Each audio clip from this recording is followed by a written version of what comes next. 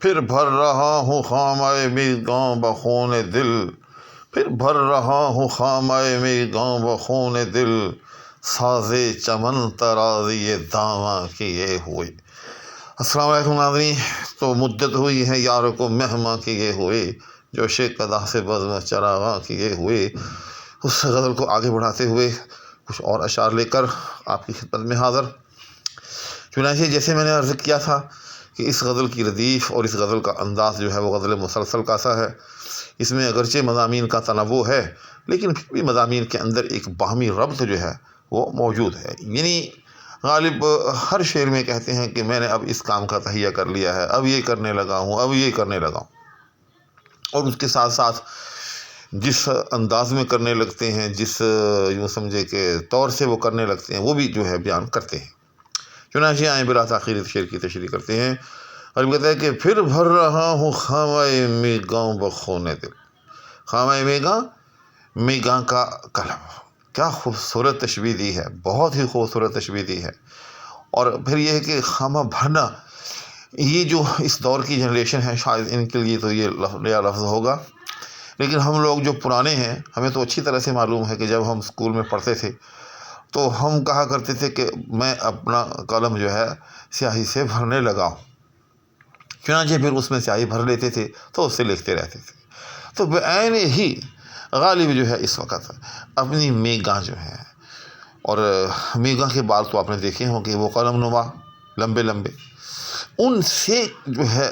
وہ کچھ لکھنا چاہ رہے ہیں، کچھ یوں سمجھیں کہ ان سے کچھ گل بوٹے، کچھ پھول، کچھ گلکاری جو ہے وہ کرنے کا ارادہ رکھتے ہیں۔ چنانچہ اس مقصد کے لیے غالب نے جس سیاہی کا انتخاب کیا ہے وہ سیاہی کسی دوات کی سیاہی نہیں ہے، بلکہ وہ خون دل کی سیاہی ہے۔ جس طرح سے جیسے میں نے عرض کیا کہ ہم اپنے طالب علم کی زبانی میں اپنے قلم کو دوات میں ڈبو کر جو ہے اس سے بھرتے تھے تاکہ اس سے کچھ لکھ لیں،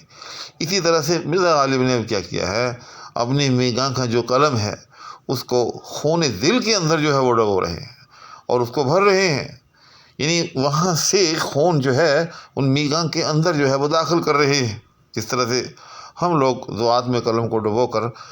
قلم کے لیے سیاہی کا بندوبست کیا کرتے تھے۔ ٹھیک، اب دوسرے مصرعے کی طرف آتے ہیں کہ اس اہتمام کا یا خامۂ میگاں کو خون دل سے بھرنے کا مقصد کیا ہے؟ ساز چمن ترازی داماں کیے ہوئے۔ یہاں احباب میں ایک لفظ کی طرف بطور خاص توجہ جو ہے آپ کی چاہوں گا کہ ساز چمن ترازی داماں کیے ہوئے، یہ ساز کا لفظ جو ہے یہاں کن معنی میں ہے؟ عام طور پر جب ہم لفظ ساز پڑھتے ہیں تو ہمارا ذہن جو ہے وہ فوری طور پر کسی بھی آلہ موسیقی کی طرف جو ہے وہ منتقل ہوتا ہے، اور یہی وجہ ہے کہ ساز و سوز اور ساز و آواز یہ بڑے معروف مرکب ہیں۔ سوز و ساز بہت معروف مرکب ہے کہ ساز جب جو ہے بجتا ہے تو اس کے ساتھ ایک سوز کا تعلق بھی ہے، اسی طرح سے ساز و آواز یہ بھی ایک معروف مرکب ہے کہ ساز اور آواز ان کا آپس میں چولی دامن کا ساتھ ہے۔ لیکن احباب یہ ایک حقیقت ہے، اور اگر کوئی میرے ساتھ اتفاق نہ کرے تو وہ کمنٹس کے اندر ضرور جو ہے وہ میری تردید کرے کہ یہاں ساز سے مراد وہ ساز نہیں ہے، یہاں ساز سے مراد وہ معروف مرکب جو ہم دن رات بولتے ہیں، ساز و سامان، کہ بھائی کیا کریں، کچھ ساز و سامان جو ہے بہم نہیں ہے، یا اس چیز کا بھی کوئی ساز و سامان جو ہے وہ بہم پہنچانا ہے۔ تو ساز و سامان ایک ایسا مرکب ہے کہ جو دن رات جو ہے ہمیں بولنے سننے میں آتا ہے، تو یہاں وہی مرکب ہے، اور اس میں لطافت یہ ہے ناظرین، یہ میں ایک ایسی بات کرنے جا رہا ہوں کہ شاید اس سے پہلے کسی بھی شاید جو ہے شرح میں اس کا ذکر نہ ہو، کہ اس میں ندرت یہ ہے کہ غالب نے اس سے متصل پہلے شعر میں سامان کا لفظ استعمال کیا، سامان 100,000 نمک داں کیے ہوئے۔ ٹھیک، وہاں سے غالب کا جو ہے ذہن منتقل ہوا کہ سامان کا لفظ وہاں آ گیا، اور یہاں جو ہے وہ ساز کا لفظ لے آئے، اور مقام یہاں بھی سامان کا تھا۔ آپ اس کو ایسے پڑھ کے دیکھیں کہ پھر بھر رہا ہوں خامۂ میگاں بخون دل، سامان چمن ترازی داماں کیے۔ لیکن جو بحر ہے وہ اس کی اجازت جو ہے وہ نہیں دے رہی تھی، چونکہ چمن ترازی کی جو ترکیب ہے، جو ایک مرکب ہے چمن ترازی، یہ اتنا دلکش ہے، غالب کسی قیمت پر بھی اس مرکب کو قربان کرنے پر تیار نہ تھے۔ چنانچہ انہوں نے کیا کیا، انہوں نے یہ کیا کہ ساز و سامان کا جو پہلا لفظ تھا، یعنی ساز و سامان جو مرکب عطفی ہے،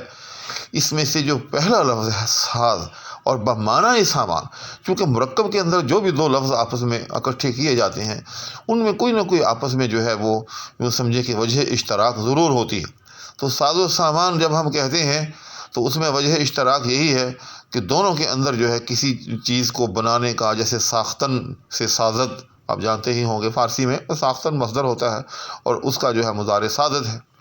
الغرض یہاں غالب نے ساز و سامان جو کہ ایک مرکب عطفی ہے اس کا پہلا لفظ جو ہے وہ اٹھا لیا، اور جو یقیناً جو ہے وہ بمعنی سامان ہے۔ تو اب ذرا پہلا شعر جو ہے وہ پڑھ کر دیکھیں کہ پھر پرسش جراحت دل کو چلا ہے عشق، سامان 100,000 نمک داں کیے ہوئے۔ اور اب یہ پڑھیں، پھر بھر رہا ہوں خامہ می گاؤں بخون دل، سازے چمن ترازیے داماں کیے ہوئے۔ تو یہاں بھی ساز جو ہے سامان کے معنی میں ہے، یعنی بندوبست کے معنی میں ہے، کچھ جو ہے حاصل کرنے کے معنی میں ہے۔ سازے چمن ترازیے داماں کیے ہوئے، یا سامان چمن ترازیے داماں کیے ہوئے۔ اب اس کا مفہوم کیا ہے؟ اس کا مفہوم یہ ہے کہ داماں دامن کو کہتے ہیں، چمن ترازی گل پھول بنانا، پھول بوٹے بنانا۔ تو مرزا غالب کہتے ہیں کہ میں آج جی بھر کے رونا چاہتا ہوں اور گریہ خونی کرنا چاہتا ہوں، اتنا رونا چاہتا ہوں، اتنا رونا چاہتا ہوں کہ میرے دامن کے اوپر جو ہے وہ خون کے قطرے گر گر گر گر کر یوں سمجھیں کہ گل پھول بنا دے، میرے دامن پر وہ سرخ آنسوؤں کے قطرے جو ہیں وہ پھولوں کی صورت میں نظر آنے لگے، اور دور سے دیکھنے والے کو یوں معلوم ہو کہ غالب نے اپنے دامن میں گویا کہ پھول اٹھا رکھے ہیں، یا غالب کے دامن پر جو ہے وہ پھول جو ہے وہ پھیلے ہوئے۔ تو بس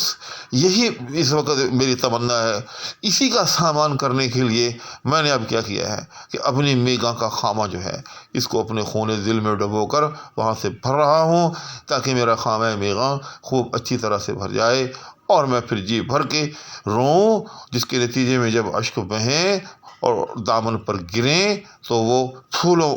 کی صورت جو ہے وہ وہاں پیدا کرتے ہیں۔ تو امید ہے ناظرین آپ کو یہ شعر بھی جو ہے پسند آیا ہوگا۔ میں چاہتا تھا کہ اس کے ساتھ اب ایک شعر اور لگا دوں، لیکن ناظرین اگر میں اس کے ساتھ ایک شعر اور لگاؤں گا تو پھر وہ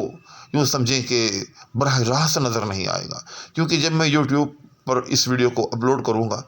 تو جو اس کا تھمب نیل ہوگا تو اس پر تو ظاہر ہے میں پہلا شعر لکھوں گا جو اس وقت آپ کے سامنے ہے، پھر بھر رہا ہوں خامہ میگاں بخون دل، سازے چمن ترازیے داماں کیے ہوئے۔ تو اس کے بعد جو اگلا شعر ہوگا، تو اگر کوئی صاحب اس شعر کو بطور خاص دیکھنا چاہے تو اس کو کیسے پتہ چلے گا کہ وہ شعر جو ہے اس ویڈیو کے اندر ہے؟ تو اس لیے مجبوراً میں اس ویڈیو کو یہاں ختم کرنا چاہتا ہوں، اور انشاءاللہ اگلا شعر جو ہے وہ اگلی ویڈیو کے اندر، اور آئندہ میری کوشش یہی ہوگی کہ ایک ایک ویڈیو میں ایک ایک شعر ہو، تاکہ یہاں سے جو صاحب کوئی شعر دیکھنا چاہے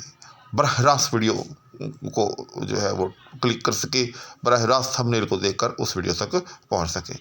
اور آخر میں نے پہلے بھی یہ کیا ہے کہ جب پوری غزل اس طرح سے ایک ایک شعر کر کے ہو جائے تو پھر ایک ہی نشست میں پوری غزل کو اختصار کے ساتھ ٹو دا پوائنٹ لیکن جامعیت کے ساتھ آپ کی خدمت میں پیش کر دیا جائے، تاکہ ایک طرح سے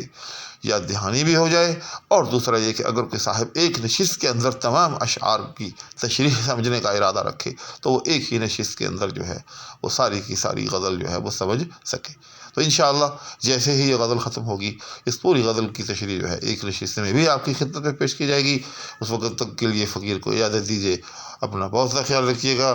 اللہ حافظ۔